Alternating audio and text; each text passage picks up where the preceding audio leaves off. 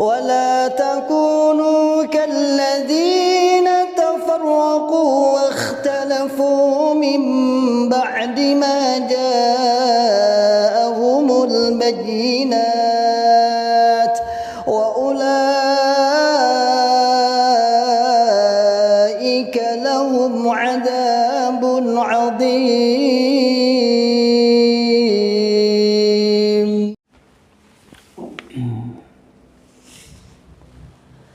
Assalamualaikum warahmatullahi wabarakatuh.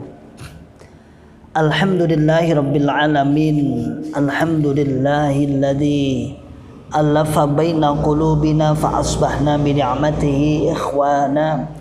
Asyhadu an la ilaha illallah wahdahu la syarikalah wa asyhadu anna Muhammadan abduhu wa rasuluhu sallallahu alaihi wasallam wa ala alihi wa ashabihi wa man tabi'ahum bi ihsanin ila yaumiddin wa ba'd. Ma'asyiral muslimin hafizakumullahu taala. Alhamdulillah rabbil alamin. Kita bersyukur kepada Allah yang senantiasa selalu memberikan kepada kita semua banyak nikmat hidayah, nikmat iman, nikmat Islam, nikmat pemahaman yang benar setelah kita berpuluh-puluh tahun memahami pemahaman yang salah. Alhamdulillah, biidznillah kita bisa menerima yang awalnya kolot, yang awalnya kuat, doktrin yang sangat kuat puluhan tahun. Alhamdulillah bisa luntur dan bisa ikut sebagaimana kaum muslimin, yaitu tujuan Islam rahmatan lil alamin. Banyak saudara, ini semua pemberian Allah Subhanahu wa taala yang wajib dan harus kita mensyukurinya. Dan sebagai bentuk rasa syukur kita adalah kita mendakwahkan, kita mengajak, kita menyadarkan kepada saudara tua kita yang ada di dalam Islam Jamaah Jokam 354 yang saat ini, hari-hari ini, insyaallah di tanggal 2 April ini, para punggawa-punggawa daerah, para pengurus-pengurus daerah, imam daerah dan para orang-orang pusat Islam Jamaah berkumpul dalam rangka untuk menerima nyadung dawuh perintahipun Bapak Imam ingkang disebut dengan daerahan. Ma'asyiral muslimin hafizakumullahu taala, ini tepat tanggal 2 dan ini adalah minggu atau ahad pertama dari bulan April.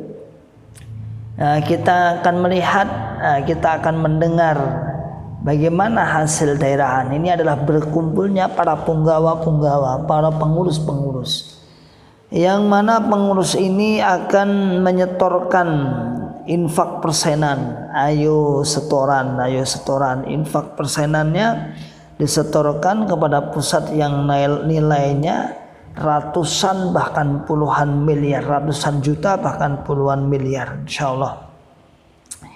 Ya saat ini artinya kemarin hari Sabtu kemarin itu biasanya dikirimkan ke pusat, bukan dikirim, lebih tepatnya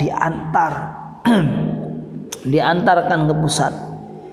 Setiap daerah yang sudah mengumpulkan, artinya wajib untuk mengumpulkan dari masing-masing jamaah, yaitu yang disebut dengan infak persenan. Ma'asyiral muslimin hafizakumullah ta'ala, kenapa sih mantan kok selalu menyebutkan tentang IR, tentang persenan? Itu apa sih? Apa faedahnya apa? Sebenarnya bukan karena mantan itu mempermasalahkan urusan dunia, bukan. Itu kan dunia murni ya. Ya, itu dunia, urusan dunia yang dibungkus seakan-akan menamakan agama.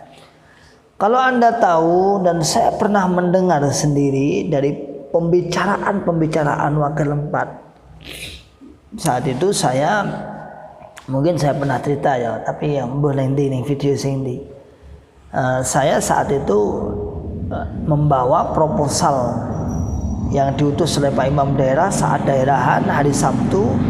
Saya menuju ke ruang wakil 4. Wakil 4 itu ruangan yang berkumpul, di situ para wakil-wakil amir Nah, saya menunggu insya Allah kalau nggak salah dari jam 4 sore sampai sekitar jam 7 atau jam setengah 8. Saya sholat dulu balik lagi ke situ.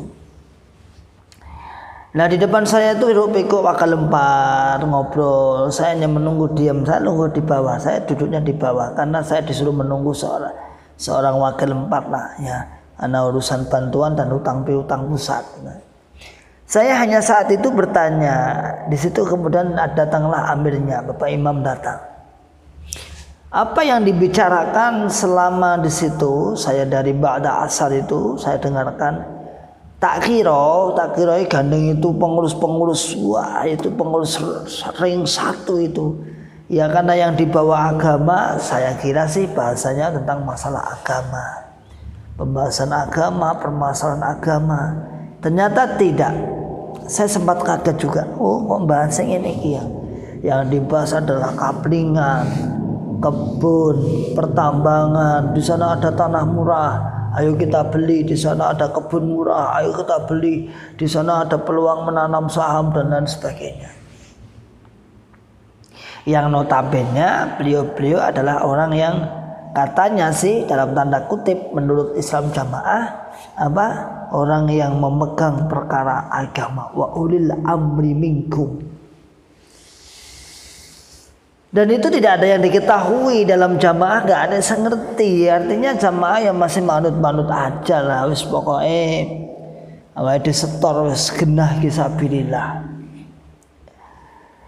Masyaallah muslimin hafizakumullahu taala, ngeri sih, memang ngeri sedap. Selama ini kita belum mengajak ngobrol sama kawan-kawan yang mungkin suatu saat ya, yang mungkin menjadi pelaku beneran tentang bagaimana hiruk pikuk keuangan pusat ketika sampai di daerah, terutama dalam masalah pinjaman, terutama dalam masalah pembelian kapling atau apalah goal dalam masalah proyek-proyek tertentu.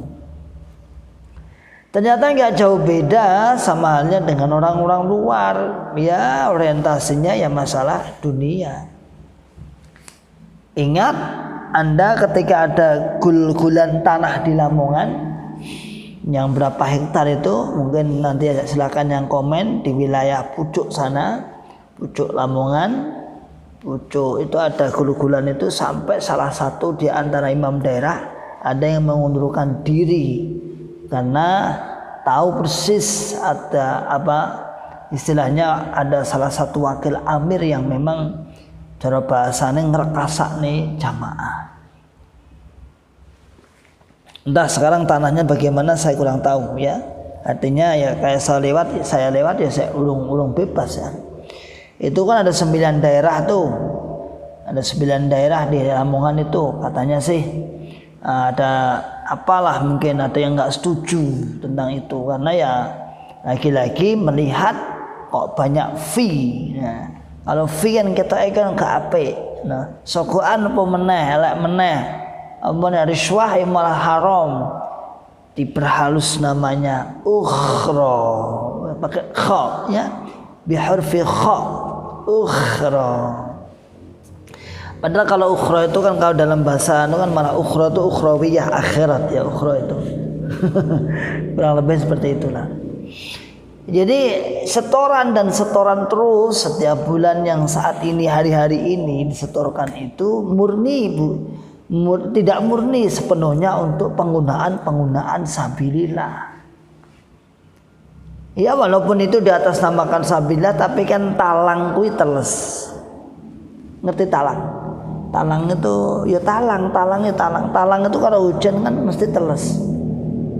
Artinya para pembawanya ya kena teles lah. Ya, para pembawanya dari pusat sana ya dapat teles-telesan. Tinggal kalikan aja. Apalagi nilainya kalau persen. Ada gul-gulan tanah misalnya di sini pernah ada juga kawan saya tanya haram ya. Itu haram gak oleh wih. Nah, itu caranya piye? Padahal pembelinya mintanya 1 miliar misalnya, penjualnya mintanya 1 miliar. Ini fee-nya berapa persen misalnya? Apa 3% apa 5% itu? 5% kayaknya. Nah, caranya piye diundak nih regone. Karena kan yang menjual nggak mungkin memberi fee kepada keimaman, nggak mungkin. Maka caranya harganya dinaikkan di kalangan intern, bukan di kalangan bukan di kalangan pembelinya, dinaikkan. Dan itu yang tahu ya hanya pengurus daerah. Yang tahu ada pengurus daerahnya saja. Akhirnya dari kenaikan itu biar lebih di angka 5% diambillah untuk fee. Pewinteran. Ini kan jamaah ya setoran terus. Pokoknya mantep madep melok Bapak Imam. Kita hanya mengkritisi itu dan jangan Anda anggap, sering saya katakan, bukan berarti para mantan ini medit. Ojo mau ngono kuwi. Kita juga semangat infak dulu. Silakan cek di KU kelompok kuwi. Paling berapa meter itu rumahnya? Silakan kalau Anda tahu pengen cek infaknya Mas Ikhwan biyen piro.